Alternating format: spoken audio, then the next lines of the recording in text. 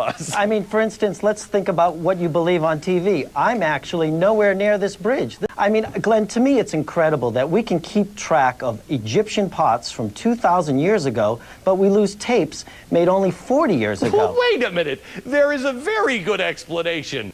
Well, I'm just an expert on the moon landing, and what I can say, and I know you have a tape there, is I tracked down Gene Kranz, who's the director, the flight director of Apollo 11. He admitted to me the tapes are missing. All right, go ahead. Play Gene Kranz, please.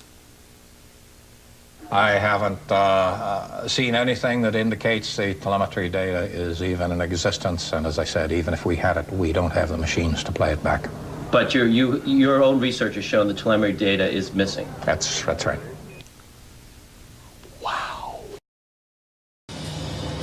If NASA truly landed on the moon, remnants of the 6 successful Apollo missions would have been left behind. The base structures of the LEMs, the abandoned lunar rovers. Even the American flags would still be standing at each landing site. I would like to invite NASA and all of their supporters to simply take the most powerful telescope on Earth and see if there's a lunar lander there. If there's a lunar lander there, I'll never say another word about an Apollo hoax. If there's no lunar lander there, I'll rest my case. Hi everyone, and welcome to yet another controversial Better Mankind video. I think subconsciously there must be a part of me that enjoys the onslaught of nasty comments when I make videos like this. But the fact remains that there's way more evidence that supports the theory that we never went to the moon than there is to support that we ever did. Now, there are many reasons that prove we never went to the moon. To mention a few, you have the wavy flag in a zero atmosphere environment, the lack of any blast crater underneath the lunar module, or how about the absence of stars in space? The problem with any of these arguments is that NASA seems to have an explanation for every single one of them. Therefore, people like me and other moon landing deniers are referred to as a bunch of crazy tinfoil hat-wearing conspiracy kooks that need to up their medication. So in this video, I'm only going to address a single discrepancy that NASA themselves have admitted to on more than one occasion, and will prove without a doubt that we have never even left low Earth orbit, let alone landed a man on the moon. But first, let's go back to school and get a refresher course on the different atmospheres surrounding the Earth. Now, the following information is critical to proving my point, so please bear with me. First, we have the troposphere. This is where all of our weather occurs, and it is the lowest layer of the Earth's atmosphere. It starts at the Earth's surface and extends up to a height of 4 to 10 miles. Next, we have the stratosphere, which extends to about 35 miles above the Earth's surface. This is where our ozone layer resides and protects us from those dangerous UV rays.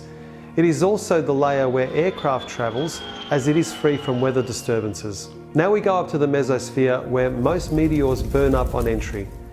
The mesosphere stretches up to 50 miles above the Earth's surface. Next, we have the thermosphere, and this layer extends up to 400 miles from the Earth's surface, and the air here is very thin. Also, temperatures here start to get really hot, ranging anywhere from 200 to 500 degrees Celsius and 500 to 2000 degrees Celsius in the upper region. And last but not least is the exosphere. The temperature in the exosphere can vary from 0 to 1700 degrees Celsius.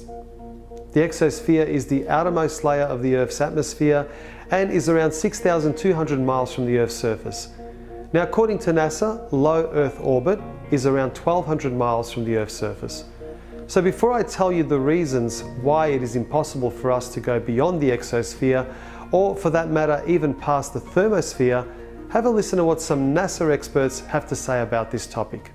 As we get further away from Earth, we'll pass through the Van Allen belts, an area of dangerous radiation.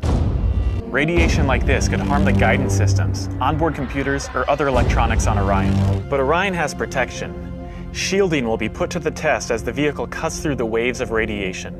Sensors aboard will record radiation levels for scientists to study. We must solve these challenges before we send people through this region of space. Hang on. So what you're saying is that in order to send humans through this region, we need to solve the challenge of getting through the Van Allen radiation belts. but I'm confused. Didn't you already solve this challenge back in 1969 when you sent astronauts to the moon and subsequently 5 other times after that? But we're also really pushing the boundaries in terms of where we're going forward with exploration. I think humans are naturally driven to do this, and this is really the beginning, I think, of human beings leaving low Earth orbit. I certainly plan on being around to see that. So she's a NASA astronaut, but I guess no one bothered to tell her about the first time that we left low Earth orbit. I guess she might be a little too young to remember.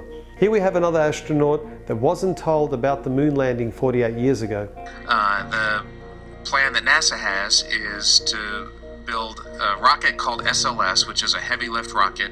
It's something that is much bigger than what we have today, and it will be able to launch the Orion capsule with humans on board, as well as landers or other components to destinations beyond Earth orbit. Right now, we only can fly in Earth orbit. That's the farthest that we can go. We only can fly in Earth orbit. That's the farthest that we can go. And this new system that we're building is going to allow us to go beyond and hopefully take humans into the solar system to explore. So the moon, Mars, asteroids, there's a lot of destinations that we could go to, and we're building these building block components in order to allow us to do that eventually.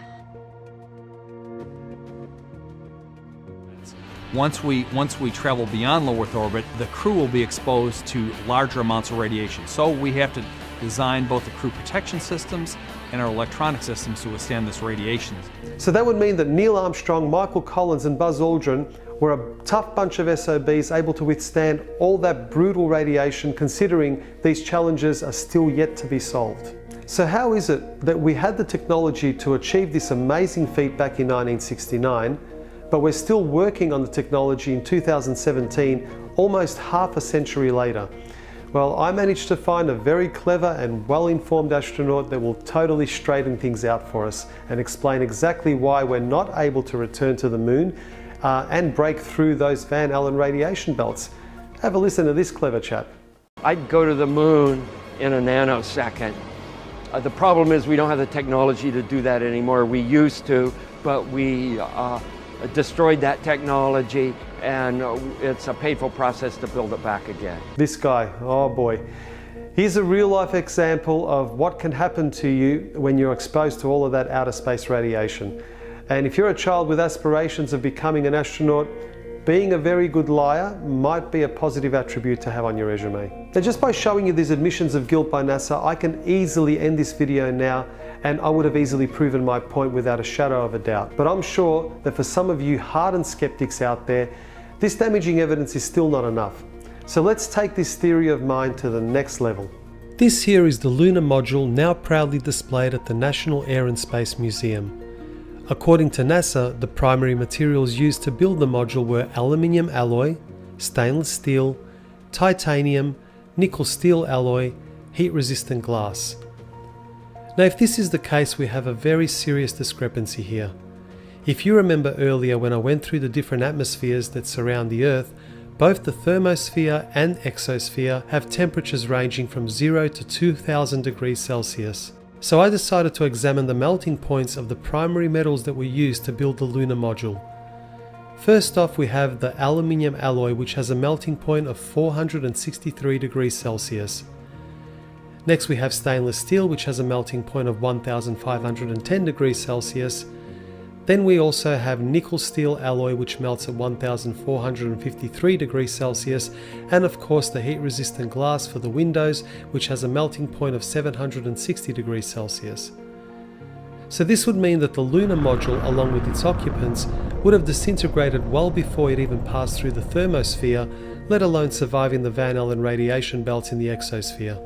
To protect the astronauts from the Van Allen radiation belts, the lunar module would have required 6 feet of lead shielding.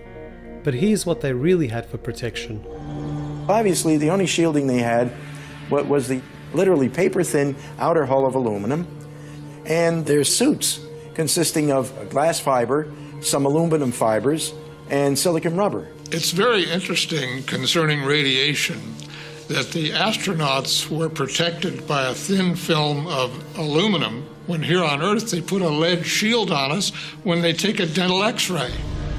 In conclusion, when NASA themselves admit to never having left low Earth orbit, And the fact that we don't even have the materials that could withstand the extreme temperatures and cosmic rays in space, how on earth can anyone believe that we ever went to the moon?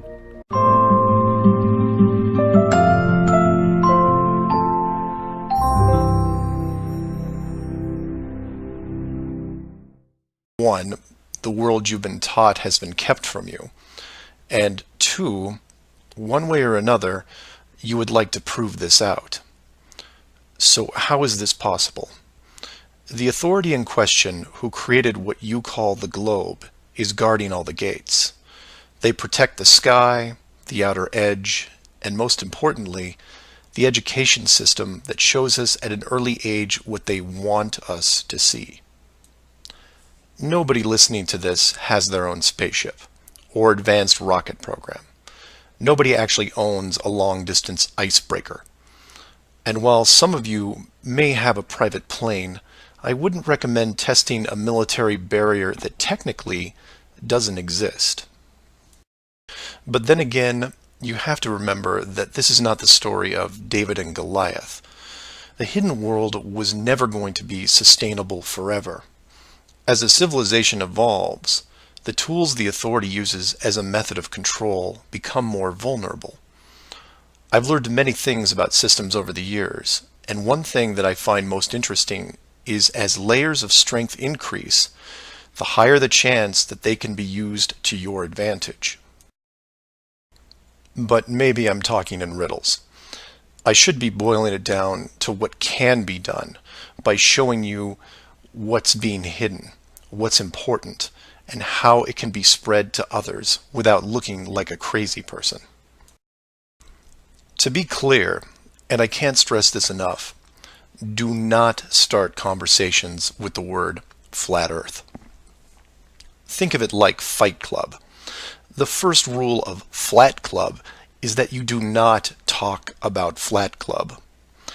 Before you started waking up and watching all these things, you were like me.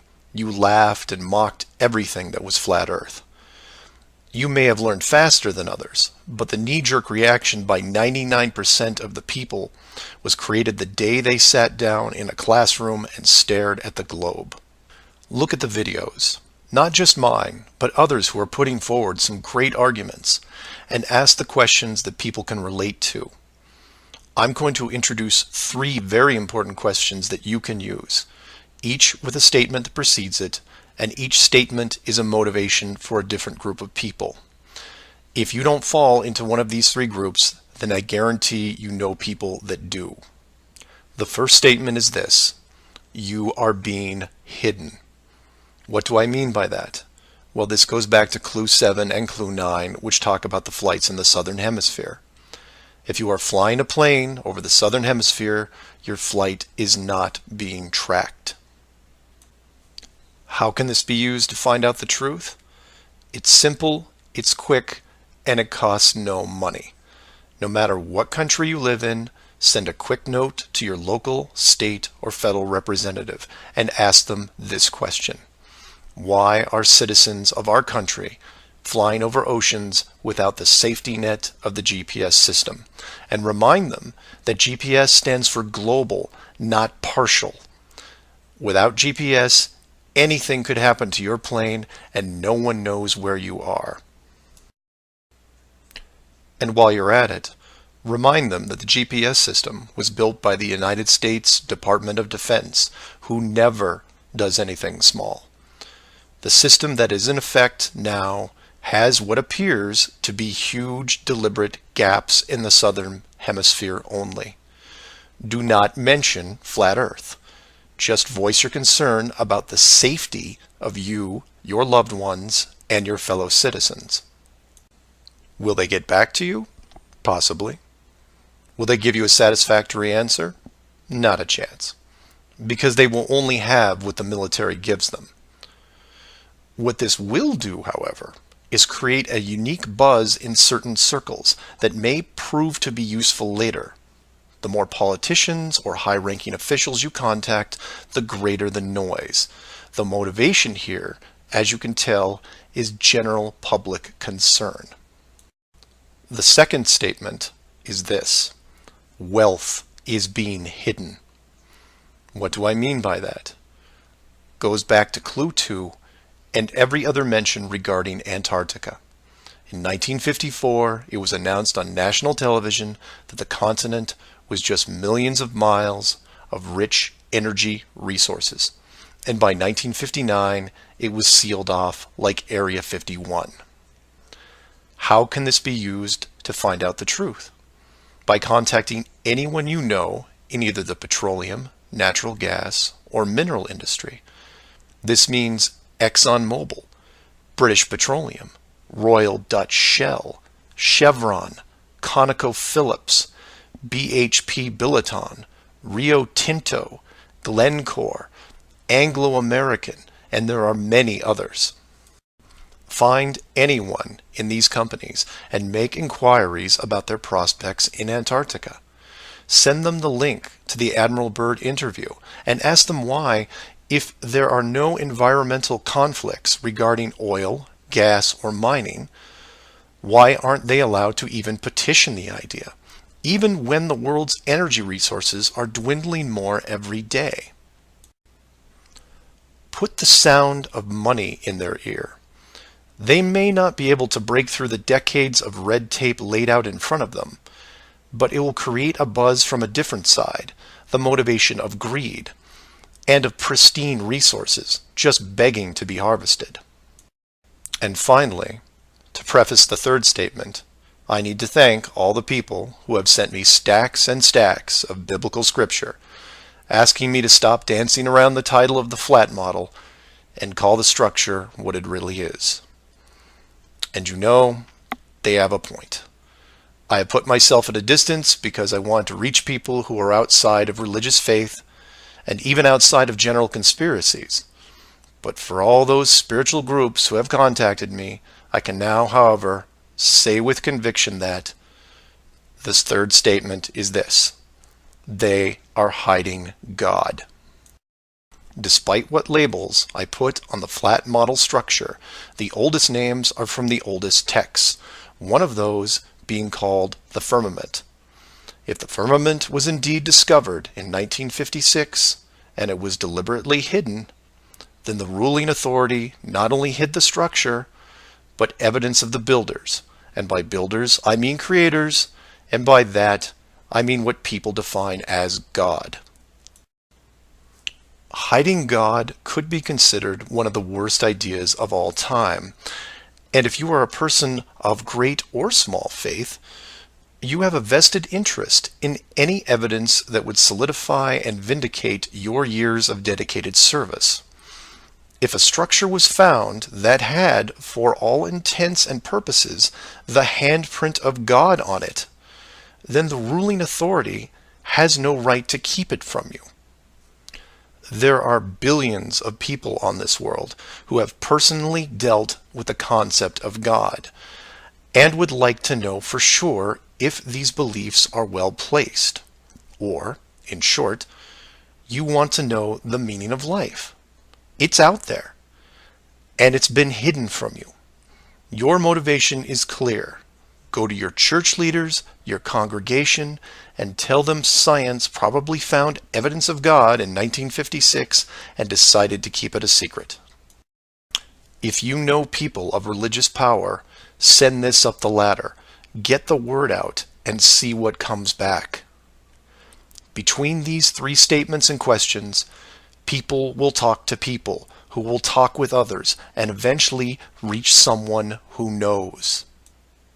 This isn't a grassroots or groundswell movement that takes a long time, because the system that has been used to mold and control you these past years has been based on speed, and by that I mean real time. All it takes is a single video, a memorandum, one whistleblower, one key person, and everything changes, not in months or weeks or days, but hours. And in those hours, everything changes because of the speed. People all over the world wake up and look at the sky with new eyes, and things start to get better. One person, that's all it takes. One person to come forward, and share what has been hidden for so long. Maybe someone who is tired of all the games. Maybe someone who has gone year after year burdened by such a heavy secret. Maybe you, who are listening right now, who is looking for a reason to come forward. This is it. And if you don't want to walk into the light and be the hero, I understand. But if you can't, for whatever reason, then be anonymous. Share the message and help us make this world better, because it can be better. For everyone else, give this person an opening. Give them the opportunity and give them the support they need to help reclaim what's left of our civilization, because we need it now more than ever. I will keep spreading the word for as long as I can, in hopes that everyone that hears it starts seeing things with new eyes. And I encourage each of you to do the same. And maybe one day we will learn to treat others better than we treat ourselves.